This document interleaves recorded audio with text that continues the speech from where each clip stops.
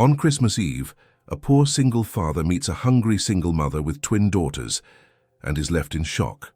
On Christmas Eve, a poor single father finds a single mother with starving twin daughters and is shocked. Michael Hartley didn't believe in Christmas miracles, but on that frozen December evening at 7 o'clock, when snow already covered the cracked sidewalks of South Bend, Indiana, he saw something that made him stop in the middle of the street. A thin woman shivering inside a coat too light for that cutting cold, holding two small girls by the hand, twins, identical, with pale cheeks and hollow eyes that seemed too large for their hungry faces. He was coming back from a double shift at the hardware warehouse, carrying a bag with stale bread the manager was going to throw away, and 2 cans of cheap soup. His son, Ethan, 7 years old, was waiting at home, a tiny apartment in a worn-down red brick building where the heater worked poorly and the walls were thin enough to hear the neighbors fighting. Michael was 29, but felt like he carried 50. 3 years since Rachel left without a letter, without explanation, just the heavy silence of a collapsed marriage, and a boy who asked every night, "Dad, when is Mom coming back?" The woman on the sidewalk was named Sarah. He didn't know that yet. She was 26 but looked exhausted, like someone who had lived too much without rest. The twins, Emma and Lily, 5 years old, were silent, clinging to their mother's legs, staring at the illuminated window of a toy store like people staring at something unreachable, a world that didn't belong to them. Sarah wasn't asking for money. She was just there, standing as if she had given up walking. Michael saw the way Sarah trembled.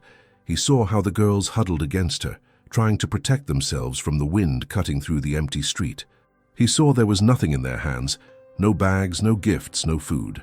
And then he saw what hurt most, Sarah's look toward the bakery window next door, where hot apple pies sat behind the steamed glass, and her expression, not of desire, but of shame.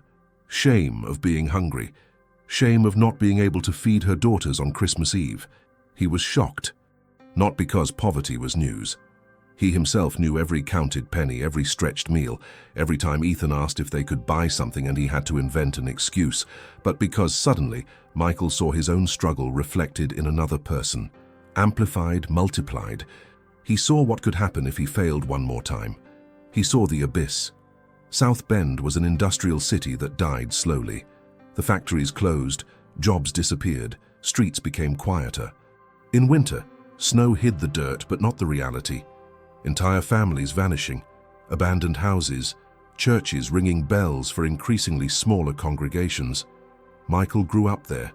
He knew every corner, every bar where men drank to forget, every school where children learned the world wasn't fair. He approached. He didn't know what to say. Sarah saw him, and her body stiffened, a reflex of someone who had been judged too much, who learned to expect the worst from people. But Michael didn't say anything humiliating. He just said, "You're cold." It wasn't a question. It was a statement. And there was something in that tone, tired, but not cruel, that made Sarah lower her guard for a moment. She nodded. The twins looked at him with that childish distrust, but also with contained hope, like those who had given up, but not completely. Michael didn't have money to spare, didn't have space to spare, didn't have energy to spare. But something in him, maybe the memory of nights when Ethan cried from hunger before he got the warehouse job, maybe the guilt of not having done enough, maybe just the last spark of humanity that refused to die, made him say, "Come with me." The walk to his apartment took 12 minutes. Nobody spoke. The snow fell heavier, muffling the city sounds. Michael walked ahead. Sarah and the girls followed a few steps behind, as if still deciding whether to trust this stranger. Emma and Lily held hands, their small fingers intertwined, their breath forming white clouds in the frozen air. When they reached the building, Michael climbed the narrow stairs to the 3rd floor. The hallway smelled of fried food and mildew. He unlocked the door to apartment 3C and hesitated before opening it completely. Inside, Ethan sat on the worn couch, watching a small TV with bad reception. The boy turned and his eyes widened when he saw the 3 strangers behind his father. "Ethan," Michael said quietly, "this is Sarah and these are Emma and Lily. They're going to stay with us tonight." Ethan stared at the girls. They stared back. For a moment, the apartment was completely silent, except for the hiss of the broken radiator. The apartment was small, a living room that doubled as Michael's bedroom, one tiny bedroom for Ethan, a kitchen barely big enough for 2 people, and a bathroom with a cracked mirror. There was a plastic Christmas tree in the corner, undecorated except for a single strand of lights that didn't work, no presents underneath, just emptiness. Sarah stood near the door, still holding her daughters close. "I don't want to be a burden," she said, her voice barely above a whisper. We just needed to get out of the cold for a while." Michael looked at her, really looked at her, and saw the same exhaustion he felt every morning when he woke up, the same fear, the same desperate calculation of whether today would be the day everything finally broke. "You're not a burden," he said. Then softer, "When did you last eat?" Sarah's jaw tightened. She didn't answer. She didn't need to. Michael saw it in the way the twins' eyes followed his movements toward the kitchen, in the way their small bodies leaned forward unconsciously when he opened the refrigerator. He took out everything he had, the stale bread, the soup cans, 3 eggs, half a block of cheese, some butter. It wasn't much. It wasn't a Christmas dinner, but he started cooking anyway. Ethan got up from the couch and walked slowly toward Emma and Lily. "You want to watch TV?" he asked. His voice was uncertain but kind. The girls looked at their mother. Sarah nodded. They sat down together on the couch, 3 children in a silent truce against the cold world outside. Michael heated the soup on the stove. He scrambled the eggs. He toasted the bread and melted cheese on top. His hands moved automatically, but his mind raced. What was he doing? He could barely feed his own son. How could he help these people? What happened after tonight? Where would they go? Sarah appeared beside him in the tiny kitchen. "I can help," she said. "It's okay.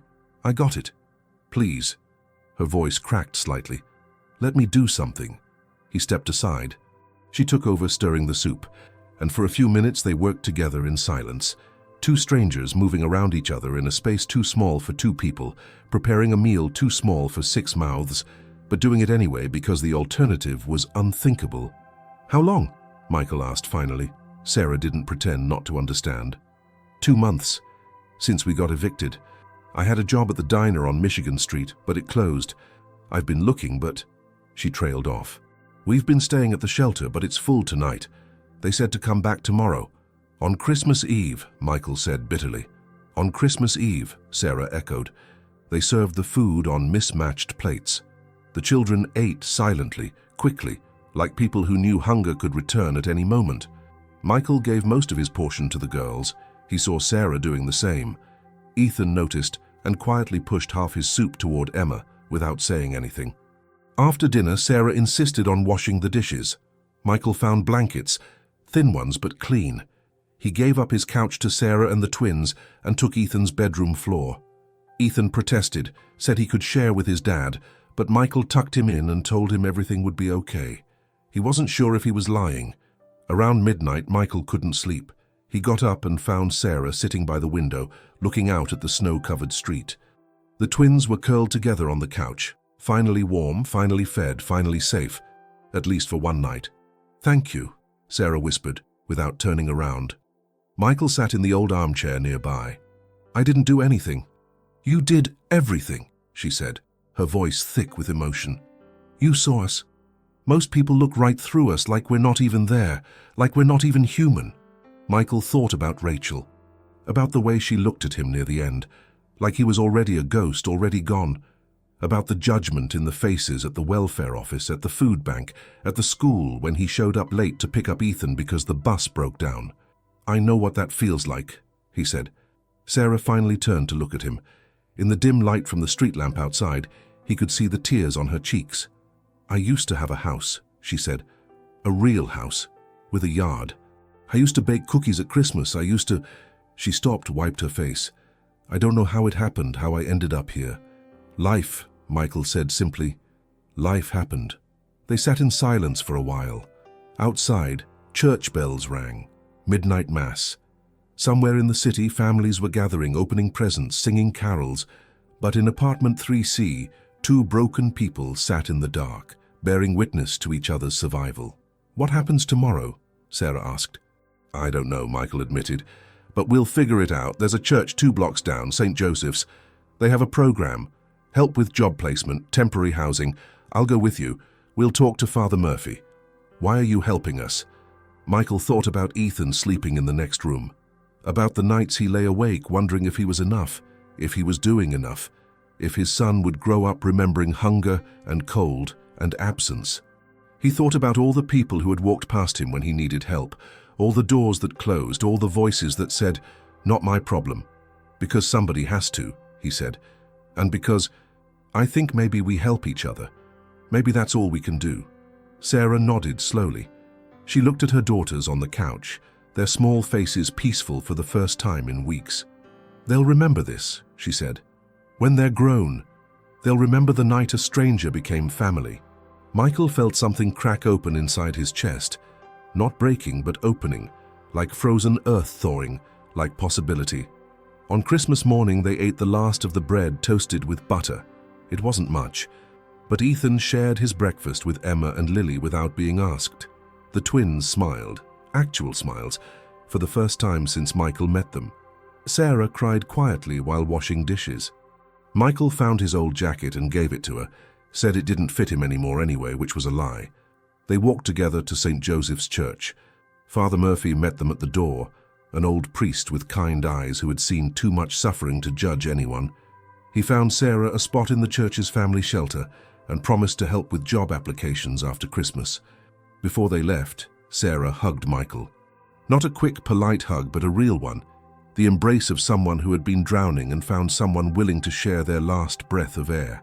"Merry Christmas," she whispered.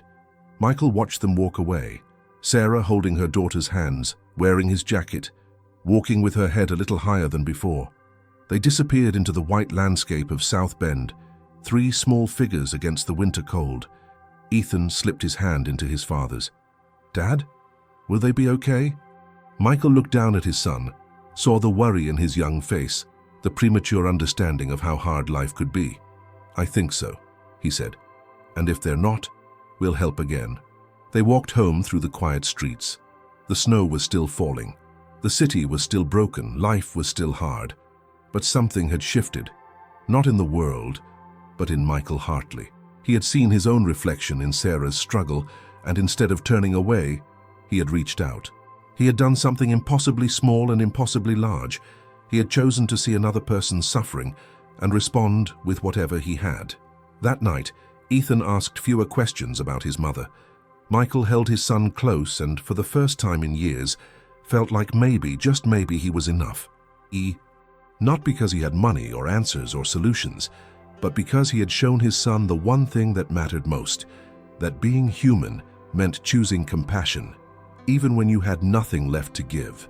On that frozen Christmas Eve in South Bend, Indiana, no miracles occurred, no angels sang, no magical transformations happened. But in a tiny apartment on the 3rd floor of a crumbling building, 5 people found warmth. And sometimes in a world that forgets the forgotten, that is the only miracle that matters.